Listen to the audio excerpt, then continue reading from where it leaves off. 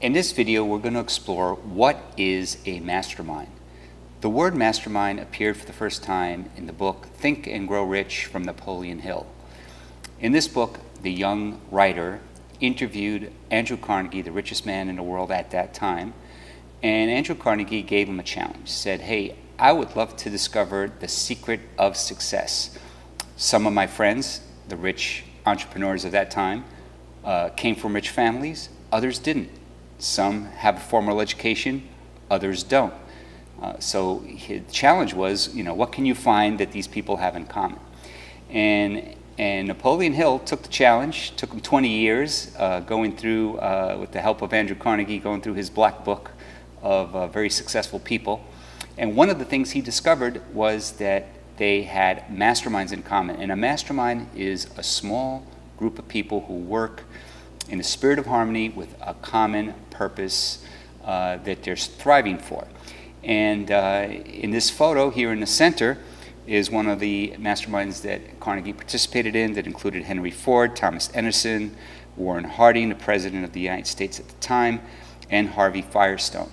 So these were, people in politics, people in power, entrepreneurs, CEOs of big companies, of monopolies at the time.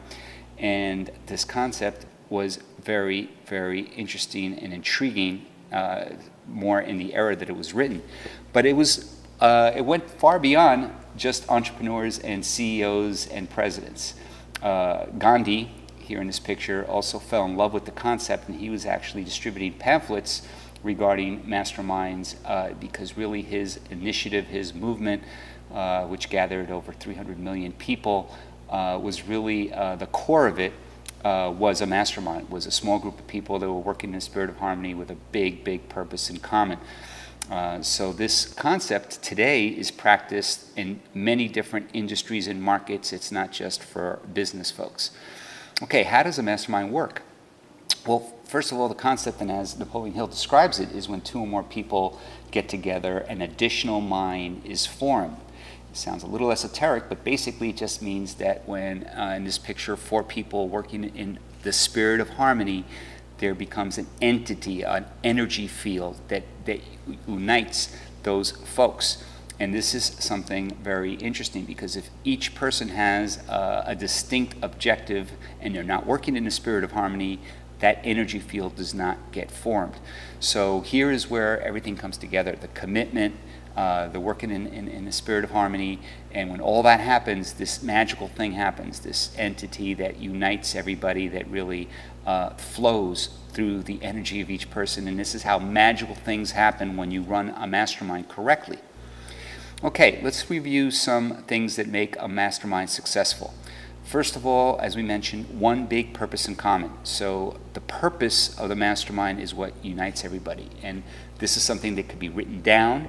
This is something, a mastermind is typically a democracy. So in many cases, everybody can have a hand in defining or fine-tuning what the purpose is.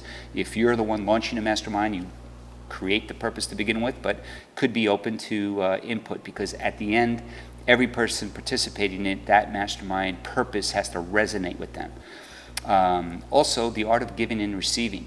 Mastermind is just about that. You go into a group and you do your best at giving advice and supporting those folks in yours, and also receiving. And some people are better at giving, other people are better at receiving. Some people have blocks against receiving, and the mastermind brings all this out.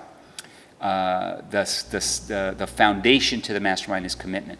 And a mastermind is not just something you could do passively. Okay, if I have time Friday at 5 when that mastermind, I'll go. It really has to be at the level of all the important things in your life. So if your son has a championship football game, you would not miss it. Perhaps if you have an anniversary, if you have something of that magnitude in your life, the mastermind has to be at that level, because again, that's what forms that energy field. If you go into a mastermind half committed, you're actually polluting the energy of that group. If everybody goes into the mastermind with a high energy level, magical things happen. Okay, and also this is kind of a key, is how to give advice in your mastermind. Many people think, oh, Mastermind Group is the good place for me to show how intelligent I am. and so the ego gets in the way. But really, the best way to give advice is if somebody presents a situation or a challenge and is asking the mastermind for feedback and input, instead of saying, you know what, Tom, what you should do is this, and that. When you start giving advice from that perspective of giving commands or giving suggestions very directly, unconsciously resistance gets formed because they're blocking. They're saying, how does this person, I've just talked for 5 minutes, how's this person giving me advice to that detail? Instead, the proper way to do it in a mastermind, this actually applies in your whole life, but if you listen first and can re-articulate what you heard. Tom, I hear that you're having a challenge, expanding to your second store. I didn't have that exact same situation in my business, but I had something very similar when we opened up a subsidiary. And what happened and what I did in that situation was, and now you're giving advice from your perspective, from your life experiences. That has zero resistance and is very openly accepted. And that's something you could try in all aspects of your life, with your relationships with family, with your associates. Okay, focus on excellence. Really here is that everything that happens in a mastermind has this intensity of focus of excellence, not only in yourself, but of your peers. And if you're in a mastermind long enough and you expect the best out of every person, again, you could say, hey, Mary, we've been at this before. I know you could do better. You've got our support. You're really bringing out the best in everybody. And that just comes to the end here. The mission is bring out the best in every participant, including yourself. And that's really the spirit of this mastermind. Okay, the role of the mastermind facilitator. Typically in a mastermind, if it's being run correctly, there's a facilitator for each meeting.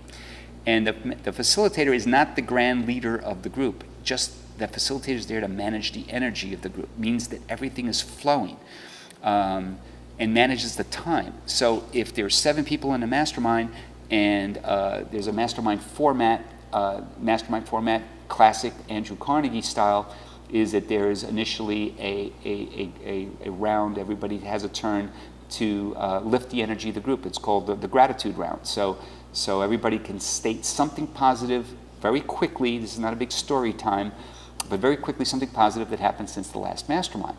And this is something that everybody takes a turn. It could be 30 seconds per person. Hey, I just wrote my 5th chapter of my book, and I can't wait to tell you all about it when it's my time. That's something very simple and succinct. But the purpose of that is to raise the energy of the group.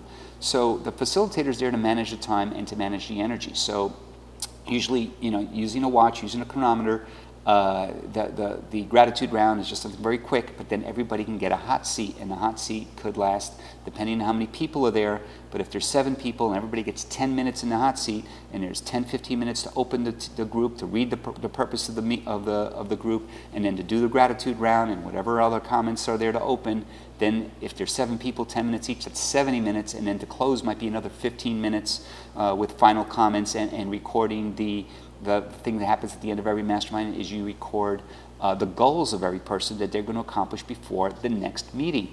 So this is all things that are done and the time is managed. And as far as managing the energy of the group, if somebody asks a question and no one's answering, the facilitator is there to ask questions to stimulate a response, not there to give the answer. Okay, so a facilitator is there to ask questions, to keep the energy going. At the end, records the goals of every group. And also, at the next meeting, obviously every goal gets written. Okay, Tom, at the last meeting you said you were going to finish chapter 5 of your book. How did you do? And that gets recorded. And at the end also, the facilitator is there to manage emails and communications in between each mastermind. Okay, so we'll get into more detail here, and in another video I'm going to show you how to use an application that we created that helps you manage your mastermind group professionally. Okay, here's an exercise we want to close with. This is something you could do, this is something personal, but who would be in your mastermind dream team? In the book Think and Grow Rich, Napoleon Hill confessed that he had an imaginary mastermind. And I think it included people like Abraham Lincoln that passed away already by the time the book was written. So he had these imaginary people that came into his mastermind, and it was very powerful because he's using his imagination, his creativity, And he even said that certain people always showed up late, even though it was all in his imagination. Very, very powerful technique. Very impressive for the, for the era that was written in the 1930s. But I'll leave you with this exercise. Who would be in your imaginary dream team, dead or alive? And I'm just sharing my personal choices here, and this is something that I chose based on what's going on in my life right now. So you do the same thing. Think of a mastermind group is there to complement each other. It's not that everybody's going to be the same industry, same position, same. It's great to have people that are very complementary, contrasting even, to really bring out the best in everybody. So in my case, I chose Steve Jobs, but not in his adult career. I chose him when he was young, when he was full of dreams and ambition, and where no obstacle was too big. And I think that really defines him as a person, and something that's important now. Einstein, because in all his contributions to science, at the end of it all, he really united, or really saw the divinity of a uniting science with spirituality, and I think that was very big. And Da Vinci, the best inventor of all time. If you had Da Vinci in a room with you, just think about the solutions that could be created with that creativity connected right to the source of all things. And finally, Richard Branson, and I chose Richard Branson because he really knows how to scale a company. He's got 400 companies, and he puts CEOs in each of them, and he always hires people that he thinks are better than him in that situation at hand. So these were the characteristics I chose for situations that are happening in my life now. Who would be in your mastermind dream team? This is a great way to anchor everything that we just talked about. I'll see you in the next video where we'll talk more about mastermind strategies, and then following that, I'm going to share with you an application that you'll get for free that will help you manage a mastermind professionally. Okay, see you in the next one. At that time, came from rich families, others didn't. Some have a formal education, others don't. So the challenge was, what can you find that these people have in common? And Napoleon is a small group of people who work in a spirit of harmony with a common purpose that they're thriving for. And in this photo here in the center is one of the masterminds. In this video, we're going to explore what is a mastermind. The word mastermind appeared for the first time in the book Think and Grow Rich from Napoleon Hill. In this book, the young writer Napoleon Hill took the challenge. Took him 20 years going through, with the help of Andrew Carnegie, going through his black book of very successful people. And one of the things he discovered was that they had masterminds in common. And a mastermind interviewed Andrew Carnegie, the richest man in the world at that time. And Andrew Carnegie gave him a challenge. Said, hey, I would love to discover the secret of success. Some of my friends, the rich entrepreneurs,